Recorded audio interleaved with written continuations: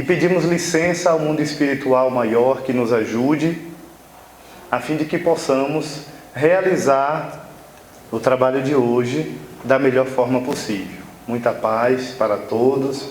Mais uma vez eu gostaria do retorno. Boa noite. Boa noite. A primeira pergunta é: o que é mediunidade? A mediunidade, conforme Allan Kardec diz, é uma faculdade do espírito que se expressa através do organismo.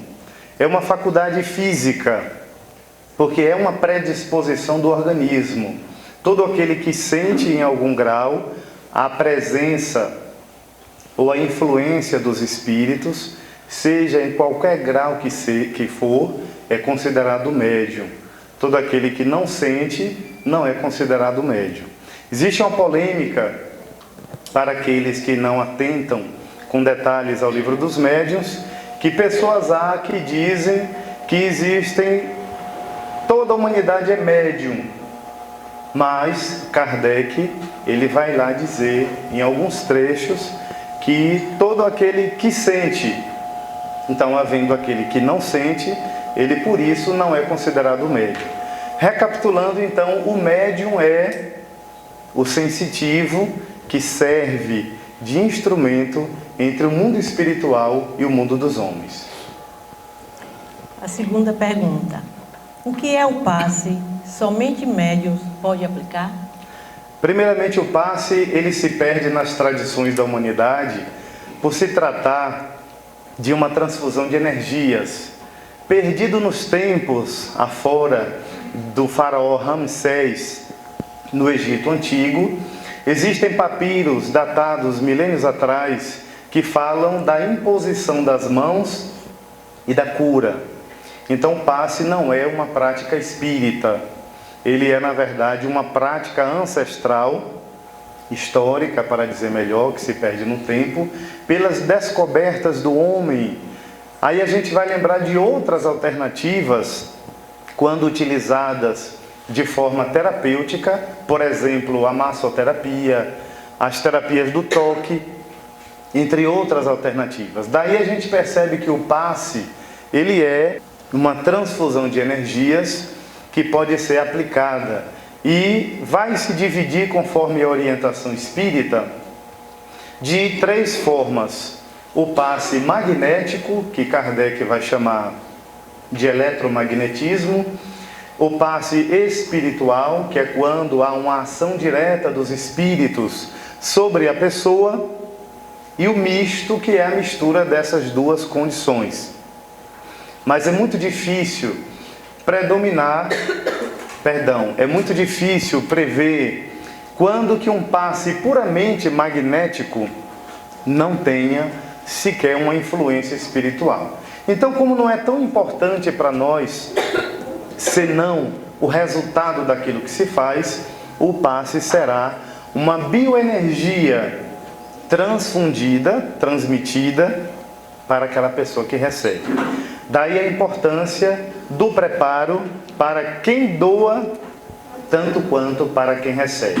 Alguém pode perguntar sobre as técnicas. É importante uma noção de anatomofisiologia, uma noção, conhecimento de chakras, que vão nos dar uma ideia de pontos energéticos que todos nós temos cravados no perispírito, mas a predominância maior é o amor, a moral, o estado de prece, para que se transmita uma energia a mais divina possível.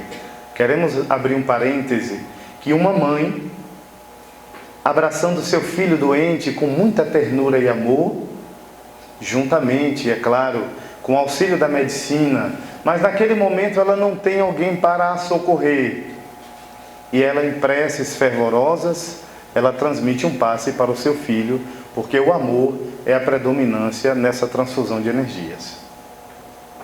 A pergunta da plateia. Alguém tem alguma pergunta?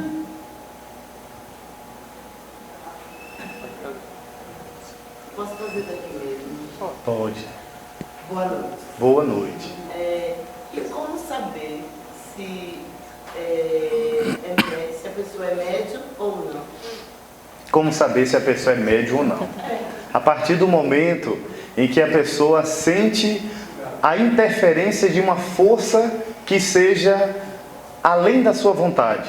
Por exemplo, Kardec em um livro dos médiuns, em um livro dos espíritos, ele falando sobre a influência oculta dos espíritos em nossa vida, ele faz um estudo curioso, porque ele diz, juntando a resposta dos espíritos, que nós temos pensamentos ocultos que são sugeridos pelos espíritos. E muitas vezes confundimos conosco, com os nossos pensamentos. O primeiro pensamento geralmente é nosso. O segundo em diante, na maioria das vezes, é sugerido. Por exemplo, nós vamos fazer uma viagem a Salvador. De repente eu penso, eu vou viajar para Salvador para resolver alguns problemas. Daqui adiante vem um outro pensamento. Eu não vou a Salvador porque vai me acontecer um acidente. Mais outro, eu vou fazer uma prece antes de ir para Salvador. E aí daqui a pouco vem um turbilhão de pensamentos. Aí a gente se confunde e se perde. Existe aí uma influência oculta dos espíritos em nossa mente. Kardec, estudando mais ainda essa influência, ele vai perguntar se é importante e como é que a gente distingue aquele pensamento meu dos espíritos. E eles dizem que é muito difícil fazer essa distinção detalhadamente em alguns casos. O que é mais importante é a natureza desses pensamentos. Se eu estou pensando coisas boas ou se coisas desagradáveis. Quando essa influência deixa de ser oculta e se torna mais intensa, como sentir uma presença de alguém que eu não vejo, mas eu consigo descrever, ter intuições, vir insights, flashes de pensamentos na mente que fujam naquele momento da minha vontade de pensar, se trata aí de uma força espiritual. Aqui nós não falamos de determinados desabrochares do inconsciente, porque a distinção de uma força espiritual para qualquer outros detalhes que sejam produtos da nossa mente está na predominância de uma inteligência, algo que venha à minha mente, ou qualquer fenômeno que eu seja vítima e que fuja à minha vontade e obedeça a uma inteligência que não seja minha. Então nós sabemos quando somos médiuns, quando nós sentimos essa força inteligente que age em nossa vida fora da nossa vontade. Que isso varia desde algumas intuições, a algumas sensações, a fenômenos mais extraordinários, como uma aparição, uma audição, ouvir um espírito e vê-lo e entrar em contato com ele. Então os graus são muito variáveis, mas a partir do momento em que a gente sente a presença e a ação de uma inteligência que não é a nossa, é produto dos espíritos. Agora vamos para uma pergunta do Instagram.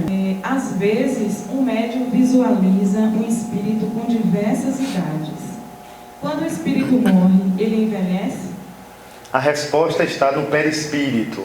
Quando nós vamos estudar o corpo do espírito, que Kardec vai chamar de envoltório fluídico, e que é semimaterial, no capítulo 8 do Livro dos Médiuns, lá está o item Laboratório do Mundo Invisível, que é o nosso tema de hoje. Nós vamos estudar que o perispírito ele tem a função plástica, moldável, muitas vezes de acordo à vontade consciente do espírito, de outras vezes à vontade inconsciente. Resultado é que existem espíritos que amoldam-se à sua aparência, digamos assim, de acordo ao que emerge do íntimo da sua consciência.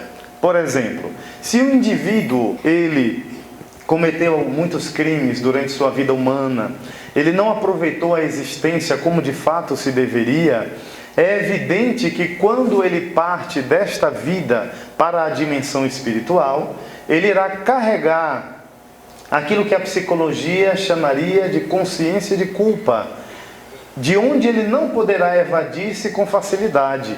Então, essa força que emerge do inconsciente, mais profundo desse espírito, fará com que a força energética seja moldada e o perispírito tome formas deformantes, desagradáveis. Muitos espíritos, quando desencarnam, eles conservam as impressões mais fortes da encarnação que ele teve. Por exemplo, o espírito Emmanuel, a gente sabe que ele teve diversas encarnações conhecidas na literatura espírita. Escravo Nestor, que foi 50 anos depois do período de Cristo.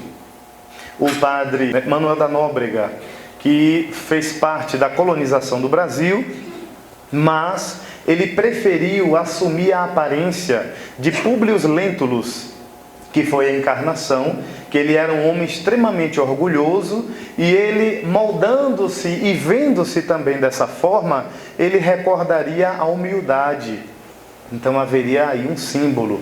Para tanto, Dr. Bezerra de Menezes, ele aparece geralmente numa aparência, numa imagem idosa, barbudo, a barba branca, para caracterizar a paternidade para com todos aqueles que sofrem. Então, os espíritos, eles não envelhecem, senão na eternidade, que não tem fim. Mas não há uma cronologia e uma mudança biológico, entre aspas, espiritual, para os espíritos. O que ocorre de fato, estudando o nosso tema, é que o perispírito vai se tornando rarefeito pela evolução. Prova disto é que espíritos grosseiros, eles têm uma manipulação mais direta no mundo material.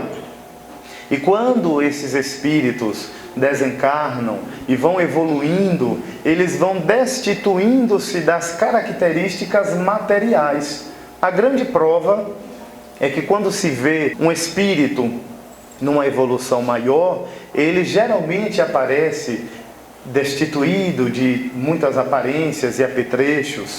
Eles aparecem muitas vezes com roupas longas, às vezes se vê apenas uma túnica, ou seja, características de desmaterialização. Então a aparência é de acordo com a moldura que a mente do espírito vai dar ao perispírito para que seja visto. E isso se dá consciente ou inconscientemente. Nossa próxima pergunta também chegou pelo Instagram. Os gatos sentem os espíritos? E a gente poderia estender, os animais têm mediunidade? A gente vai estudar isso no livro dos médiuns, dos espíritos. Eu bebi suco de livro dos médiuns.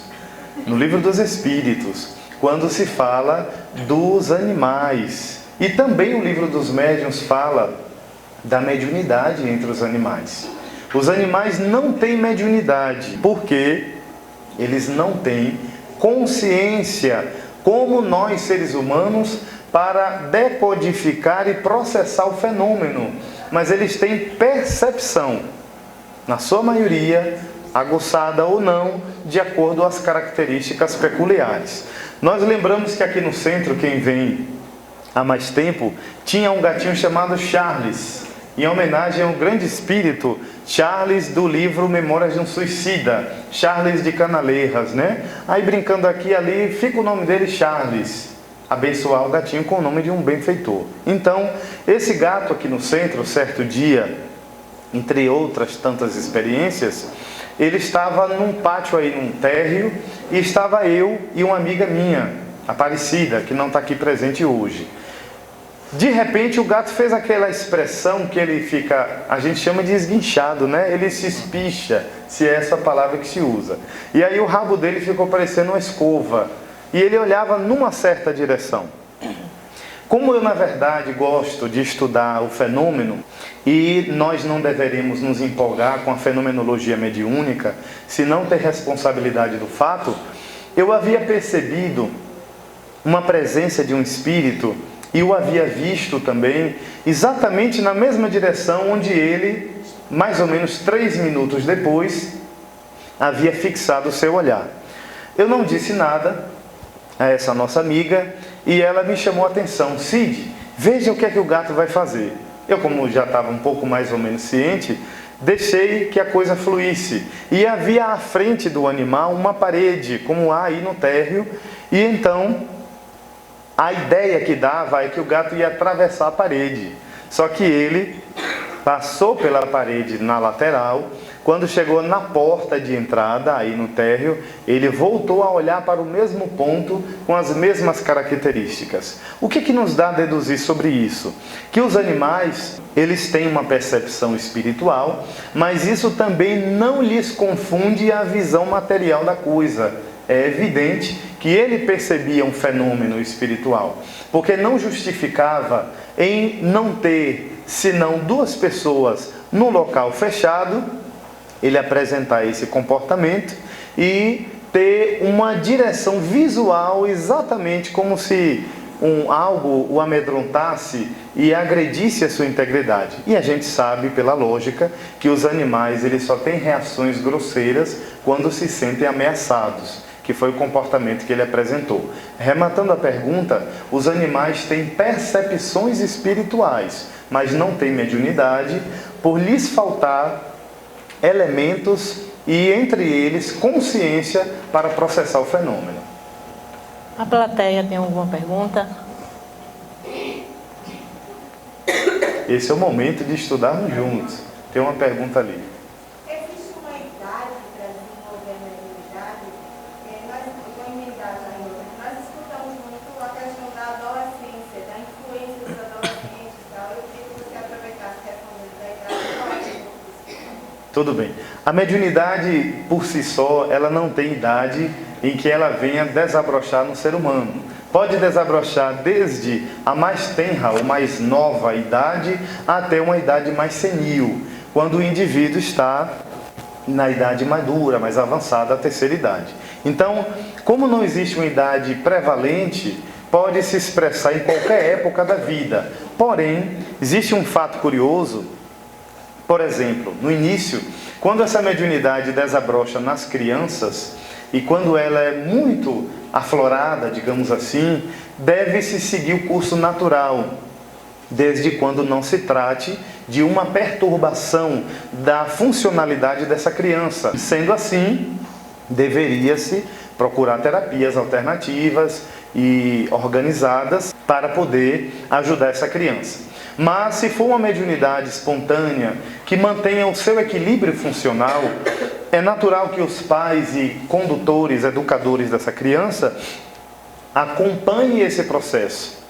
E a Casa Espírita, por exemplo, vai oferecer reuniões de evangelização infantil, terapias de passe e outras atividades que, através da linguagem infantil, possa lhes ensinar as lições de Jesus.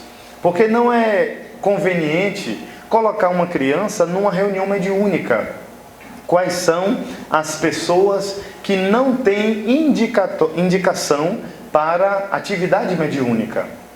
Crianças, porque não têm ainda um desenvolvimento e uma maturidade psicológica para lidar com o fenômeno, desde quando esse fenômeno não seja natural, mas mesmo que ela tenha uma mediunidade ostensiva e não prejudique sua funcionalidade, não há aí indicação, não existe, para que ela participe de mediúnica. Até porque uma reunião mediúnica, meus irmãos, vai lidar com sofrimento, vai lidar com espíritos de uma camada bastante grosseira e muitas vezes irá se mergulhar em experiências profundamente doentias e obsessivas que a criança poderá não aguentar aquele processo em lidar com ele. E a outra característica de ser humano que não tem indicação de lidar com o trabalho mediúnico ou colocar numa reunião mediúnica são pessoas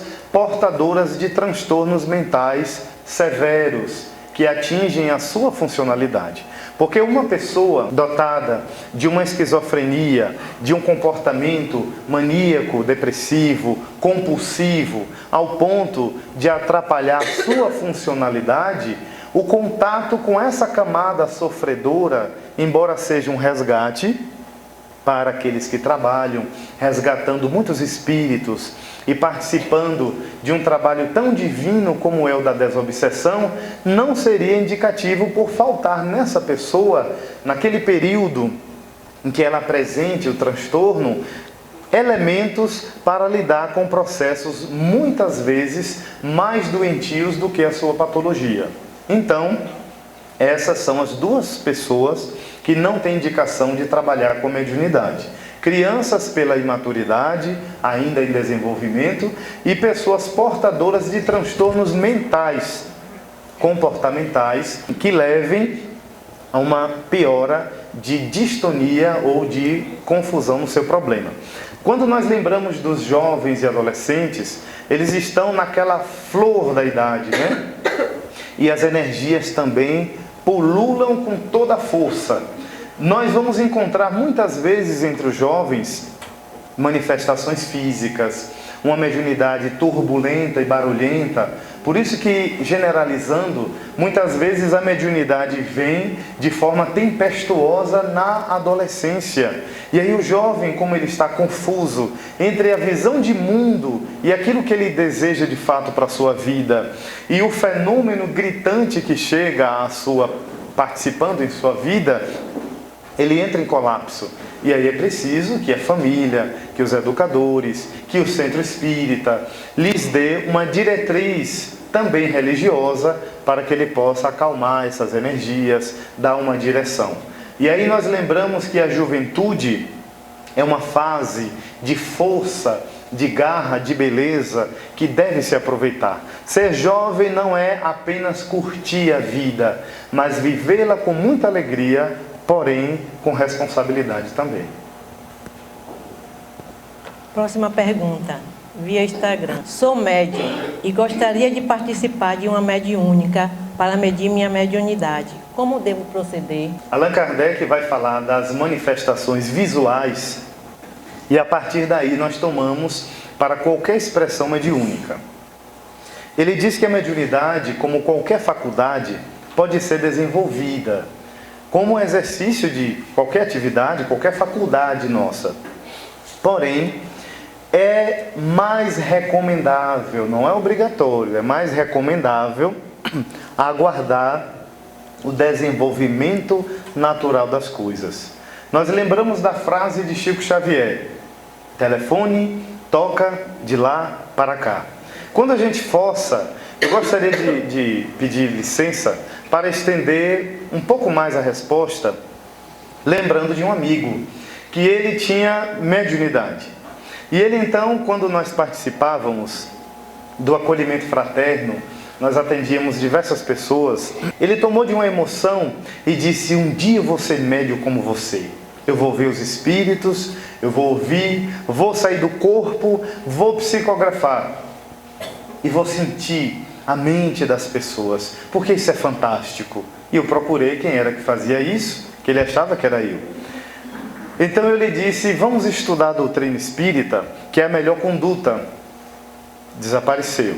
Um mês depois, ele apareceu com os olhos brilhantes e ambiciosos e disse: estou frequentando 3 centros espíritas. Para me dar inveja, né? Eu só estava em um, ele estava em 3. Em um eu participo da mediúnica, do passe em todo mundo. Em outra, eu sou doutrinador, e disse com autoridade moral que me humilhou, mas eu preferi ficar em silêncio. E na outra, eu sou palestrante e estou desenvolvendo a visão, que é a vidência, e a psicografia. Naquele momento, que eu achei curioso, apareceu um espírito com características muito simples, próximo a ele, como quem o admirava, compreendendo a fragilidade humana, e disse assim para mim: destar o dele, nós estamos preparando para ele uma bela mediunidade. Desapareceu. Eu que não ia dizer a ele a situação, porque não era conveniente naquele momento. Um ano depois, eu encontrei o rapaz na Semana Espírita de Feira de Santana. Ele veio mais sereno, eu falei: já deve estar fora do corpo, já deve estar vendo os espíritos. Eu esperei para ver se ele via a cor da minha aura, né? Que a gente fica curioso, que cor é minha aura? Então, Naquele momento ele veio com um embrulho no colo, quentinho, e disse: Cid, esse é o meu filho. Apareceu o mesmo Espírito e me disse, ele procurou tanto o que fazer, que ele se enamorou de uma moça no centro espírita, e nós providenciamos a reencarnação de um dos seus cobradores do passado. Então ele tem agora o que fazer. Daí, forçar a natureza é querer comer uma fruta antes que ela amadureça no pé. A mediunidade pode ser desenvolvida como qualquer faculdade, mas é melhor aguardar que a natureza tenha seu tempo e que as coisas aconteçam.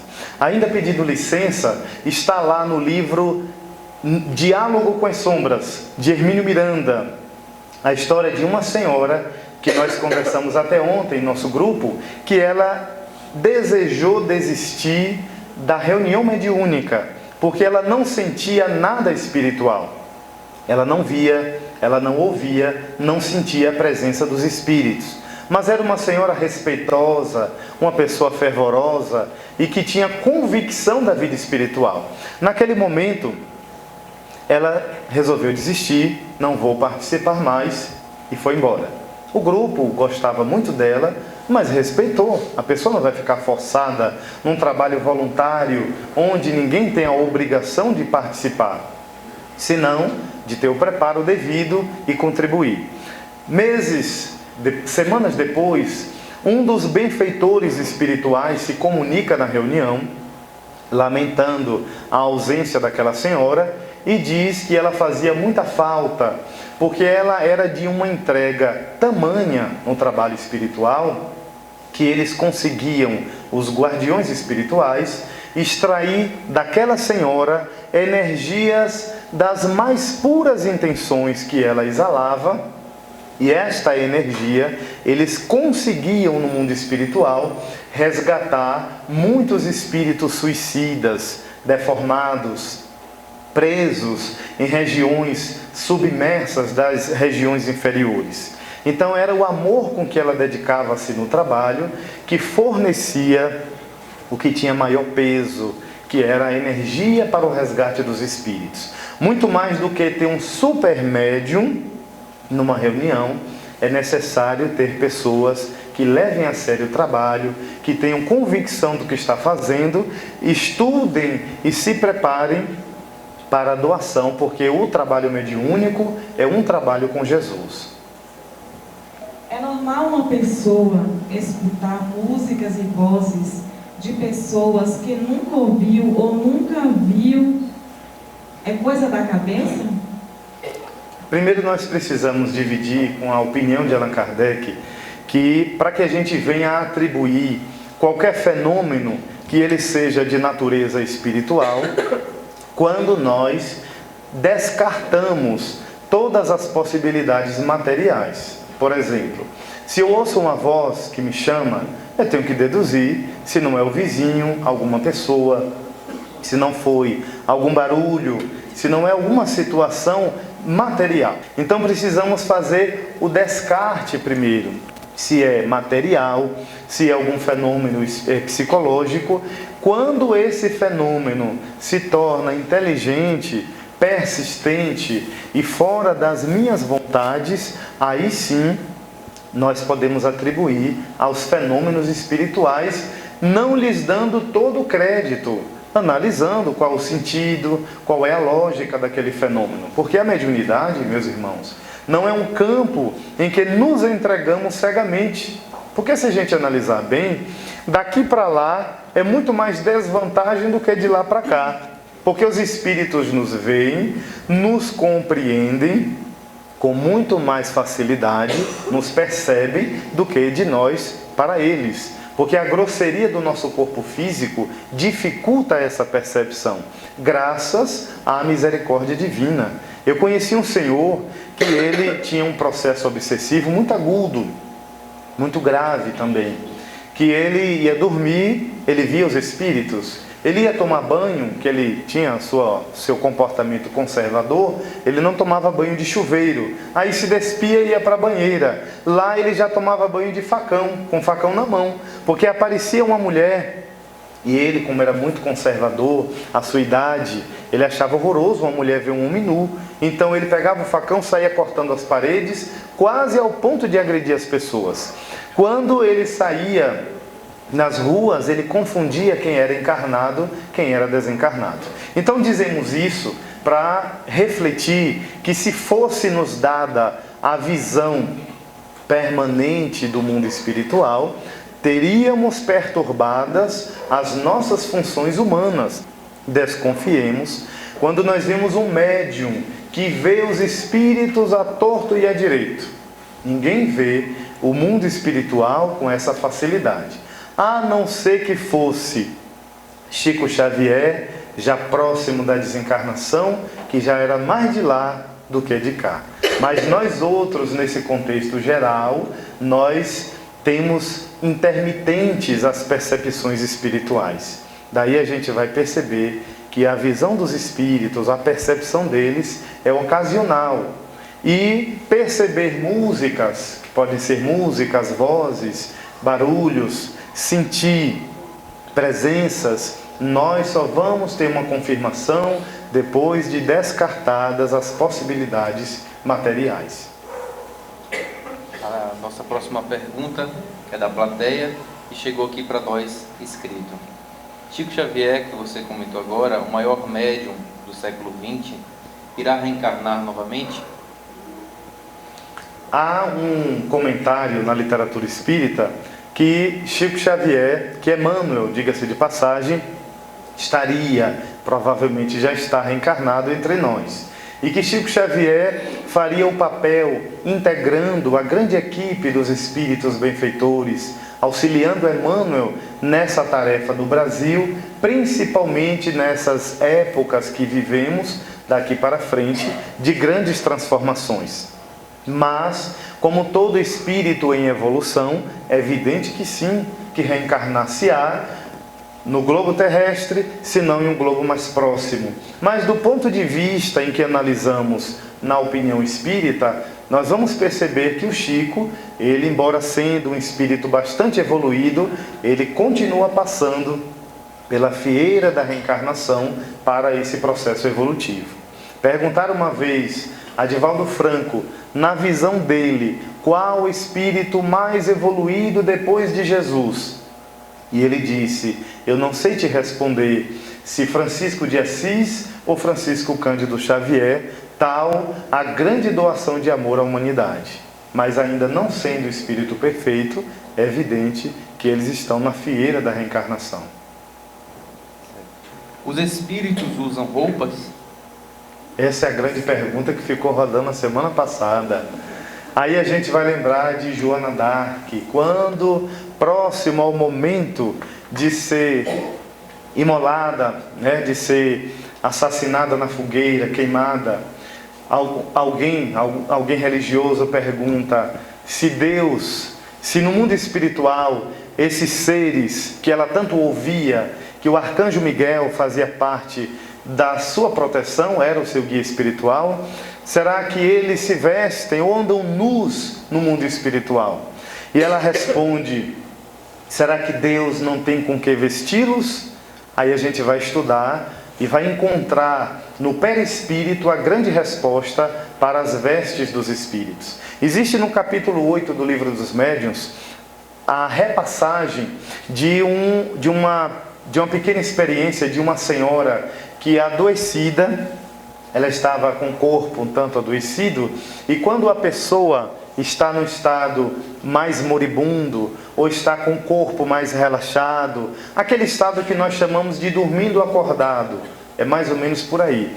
E ela então, por estar enferma, o corpo estava mais lânguido, ela havia percebido a entrada de um homem, que esse homem estava ainda vivo, era encarnado, que entrou com uma tabaqueira que tinha ali um pó, aquele pó que o povo usa de roça para poder espirrar. Então ele tinha rapé, muito obrigado, professora, que bom falar com professora, né? Era uma caixinha de rapé, isso. Então ele pegava, aspirava, e visualmente a mulher se impressionava com aquele aspecto E aí ficou a pergunta, onde esse espírito encontrou essa caixinha de rapé, né? Será que existe lá no mundo espiritual todos esses aparelhos? E eu me recordo da minha avó materna, antes de desencarnar. Ela me perguntou, meu filho, do lado de lá tem ônibus? Eu disse, tem ônibus sem roda, minha avó. Tem um aeróbus, ele voa. Como existem outros tantos transportes. Porque aqui é uma cópia de lá, não é o inverso. Mas aquela caixinha impressionou a senhora. Então ficou a pergunta, será que não é uma cópia desse mundo material? Por exemplo, esta bancada, será que ela tem uma quintessência no mundo espiritual? Uma alma, para dizer melhor, de forma metafórica? Só que, mesmo sendo desta forma, como todos os corpos compactos, eles têm a sua quintessência, que é real, isso não justifica todos os fenômenos, porque podem existir objetos que apareçam nas visões espirituais e que a Terra não tenha nenhum objeto daquela aparência. Onde então a resposta? É que o Espírito, quando ele quer manifestar-se, quando ele apresenta alguns objetos, que isso se aplica às vestes dos espíritos também, isso ele retira do fluido cósmico universal as energias necessárias, manipula-as consciente ou inconscientemente e faz o aspecto visual. Porque a caixinha de rapé que ele apresentava para que a senhora visse e o reconhecesse como seu vizinho, era uma manipulação da sua mente para que ele a moldasse. É como se a gente dissesse, entre aspas, condensasse. A gente tem uma ideia assim bem grosseira do mundo espiritual, mais ou menos desses filmes que tem raios, que tem fumaças, que tem ondas, mais ou menos para se ter uma ideia. Então, os espíritos têm vestes, mas não são vestes retiradas de um guarda-roupa no mundo espiritual. São vestes que são a aparência com que eles se amoldam para impressionar.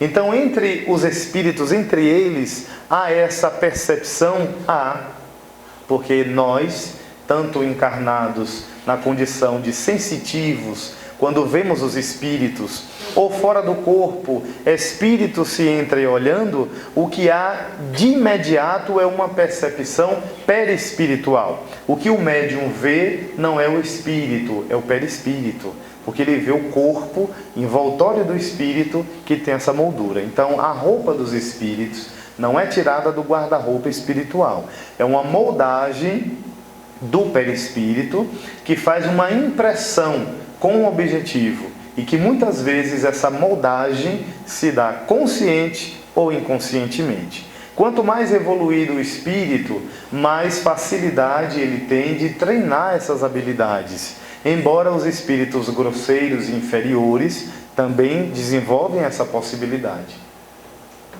A próxima pergunta. Como os espíritos conseguem realizar os fenômenos de efeito físico? Utilizando-se das energias atmosféricas, que são as energias ambientes, que é uma parte do fluido cósmico universal, utilizando o ectoplasma daqueles que possuem grande quantidade, porque ectoplasma é uma energia física. Quando a ciência estudar melhor a composição desse ectoplasma, que ele emana, ele é excitado pelo sistema nervoso e ele é emanado, emergido do interior das células. Então o espírito utiliza o ectoplasma, que é uma energia biológica, só que de forma mais rarefeita, utiliza-se das suas energias mentais e manipula-as para, enfim, fazer o que chamamos, entre aspas, de condensação. Por que nós falamos, na maioria das vezes, entre aspas? Por uma questão de analogia. Às vezes nos faltam elementos precisos para que a gente tenha uma ideia da resposta sobre o fenômeno. Daí o espírito, para manifestar-se, utiliza as suas energias mentais, as energias ambientes, que muitas vezes se retira da natureza, e a ectoplasmia, né? A energia do médium, que tem ectoplasma. Lembrando a moça que falou dos jovens, O jovem, nessa situação elétrica, tem muita facilidade de doação de ectoplasma, ainda por não estar centrado na sua reencarnação, salvo isso, pessoas que na sua reencarnação tenham um grande quantum de ectoplasmia. Então essa condensação é que realiza os chamados fenômenos físicos, que vão desde movimento de corpos, a vozes em que todos podem ouvir, a aparições e, diga-se de passagem, podem tornar-se até tangíveis, palpáveis. Um espírito pode se materializar ao ponto de alguém tocá-lo, sem sombra de dúvida. Mas é um fenômeno, tanto o espírito quanto qualquer objeto, que sofre a possibilidade de se desfazer. Porque aquela matéria amoldada, trabalhada, não tem as mesmas características compactas desse nosso mundo material. É uma arrumação. Pode então uma flor ser materializada e não desmaterializar-se? Nunca não é resposta exata. Está aqui no livro dos médiuns. Mas é passível de se desfazer. A psicografia é a melhor mediunidade? Na verdade, Kardec foi descobrir que não seria a melhor, mas a mais conveniente, porque ele veio se utilizando de diversos métodos de comunicação com os espíritos e a psicografia acabou se tornando com mais facilidade na época. Mas hoje nós temos também outras modalidades com que ele se utilizou, como sendo a psicofonia, que é a vulgarmente chamada incorporação, a psicografia, mas como toda faculdade mediúnica, a psicografia está sujeita à sugestão de que é melhor deixar correr o ciclo natural. O que pode acontecer na psicografia, quando nós vamos falar de desenvolvimento ou de adestramento, é que se uma pessoa desponta essa possibilidade na rotina do trabalho mediúnico, isso vai se dando de forma espontânea e não a pessoa provoca o fenômeno criando reuniões só para aquilo. O que nós não descartamos a possibilidade, se um grupo resolver fazer um grupo de desenvolvimento mediúnico, está errado? Não está errado. É uma questão muito pessoal de cada pessoa, de cada grupo, mas que o fenômeno sendo trabalhado de forma espontânea, isso são palavras de Kardec, quando ele aplica principalmente a questão da vidência, mas também se aplica às outras modalidades. É que nós ficamos sujeitos às alucinações mentais. É esse o sentido. Por exemplo, um vidente, ele vê o mundo espiritual, ele vê os espíritos, não apenas, ele vê as paisagens espirituais. Eu daria agora R$1.000 quem me respondesse a diferença de vidente e clarividente. Eu dou 2 segundos, porque senão eu perco R$1.000. Só brincando um pouquinho. A diferença é que o vidente, ele vê no ambiente, no momento presente. O clarividente não é que ele vê mais claro, ele vê de forma diferenciada. Como? O clarividente, ele pode ter a modalidade da pré-cognição. Digamos que neste momento aqui estamos e alguém dá um grito. E alguém vai dizer, tá maluco, gritou no meio do silêncio. O que aconteceu? A pessoa ouviu um barulho enorme de uma explosão. Ninguém ouviu? Não, só essa pessoa. E aí quando nós vamos analisar, a pessoa vai dizer, foi lá no bairro do Casebre, por exemplo, que houve uma explosão. Agora vai se investigar a rua, que a pessoa provavelmente disse, a rua, o local exato, explodiu alguma coisa aqui? Não explodiu nada. Então foi a pré-cognição, percebeu antes de acontecer. Quando é 10 horas da noite, uma notícia de que explodiu de fato. Então essa visão entrou numa onda de perceber algo que vai ainda acontecer, pela força das circunstâncias. Alguém, por negligência, deixou ali escapando o gás, e aí, consequentemente, horas a fio, vai chegar um estopim que vai explodir o bujão de gás. Então a pessoa percebeu a fieira de um fato que vai acontecer futuro. Também pode ocorrer uma clarividência de retrocognição. Quando a pessoa vai perceber, já aconteceu há 5, 6 horas atrás. Mas não é que foi errada a percepção, é a modalidade com que o psiquismo chegou a perceber o fenômeno. Tanto quanto pode ser temporal, pode perceber agora o que está se passando lá em São Paulo. Então a clarividência se diferencia da vidência por ser um fenômeno atemporal, possivelmente, e fora do local. De repente você percebe aqui no momento, é um vidente. Quando você percebe fora, ou fora do tempo ou do espaço, é um fenômeno clarividente, que é um fenômeno anímico. Torna-se mediúnico quando este sensitivo é instrumento dos espíritos para transmitir informações ou servir de ponte para a comunicação. Bom, teríamos ainda uma última pergunta que nós vamos fazer, e aí em seguida você já pode emendar com as considerações finais. 5 minutos de considerações finais, ou a partir dessa pergunta você já encaixar em suas considerações. Tudo bem. Qual a receita para ser um grande médium? Lembrar da pergunta que se faz no Livro dos Espíritos: qual o ser mais perfeito da humanidade? Aí vamos lembrar da resposta: Jesus. Aí lembramos de Joana de Ângeles, quando ela diz da mediunidade com Jesus. Nós poderemos ter uma mediunidade extraordinária, uma alta antena transceptora, receber, transmitir informações, energias e ondas. Mas se essa mediunidade não for abençoada com a pessoa humanizada, nós seremos evidentemente instrumento de espíritos enganadores. Muito mais do que um grande médium, é uma pessoa humana, é uma pessoa gentil, uma pessoa que desenvolve a humanização onde ela convive.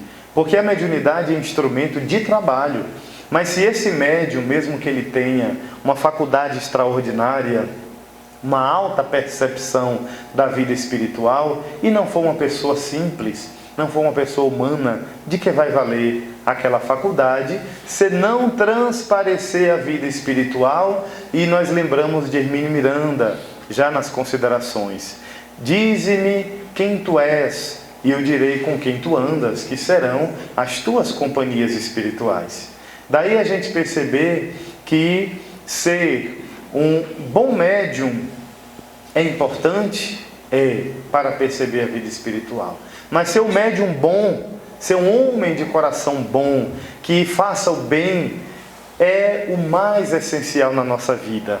A gente vai ver a história do homem Cândido. Ele, quando certa vez havia um homem, nós lembramos com clareza, que chegava na reunião e fedia bastante. As pessoas se incomodavam pelo aquele mau cheiro que dele exalava, e ele saía no meio da multidão pedindo alguma ajuda, alguma coisa, levava uma flor que colhia lá no mato para Chico Xavier, e ficava minutos conversando com a boca próxima ao ouvido de Chico. É evidente que eu, estando na plateia, iria dizer: meu Deus, como é que Chico suporta o bafo de onça e de jacaré?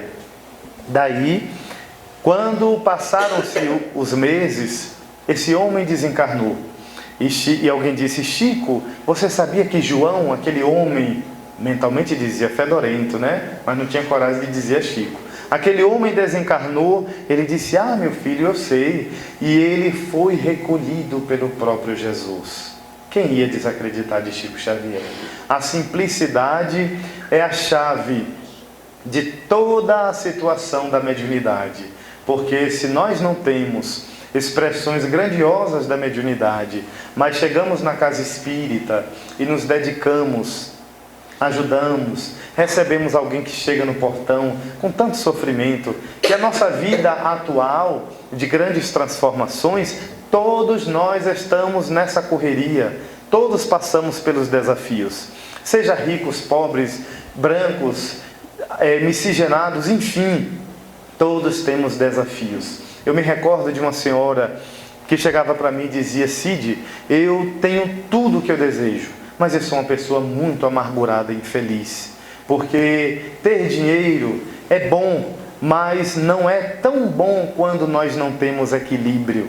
Aí a gente lembra da paz. A verdadeira paz não é a estagnação, é a capacidade de ter equilíbrio diante dos desafios que todos nós temos.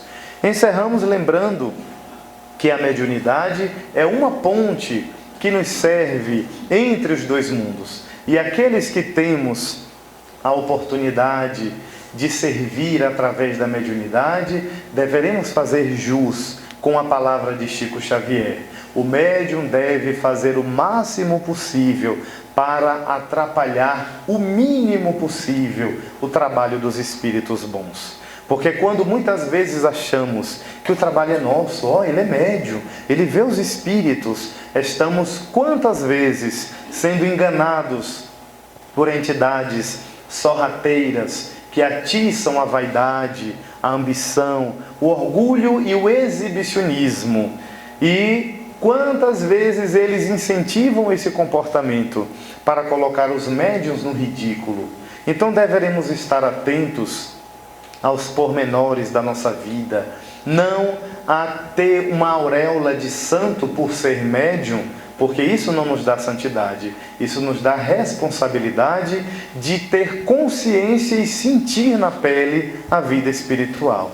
Sejamos então aqueles médiuns ou não que abracemos a vida espiritual através da convicção, porque muito mais do que acreditar é ter convicção e consciência. Existem médiuns que têm uma mediunidade ostensiva, mas não aceitam, não acreditam, acham que é coisa da mente. Existem outros que não têm as menores expressões, mas são almas nobres, que carregam no peito a grande convicção.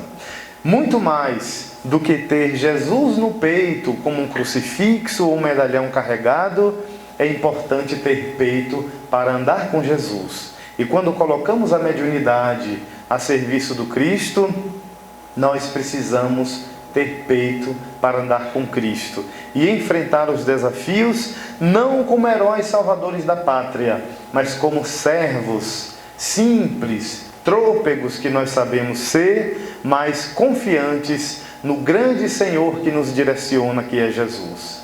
Muito obrigado, muita paz.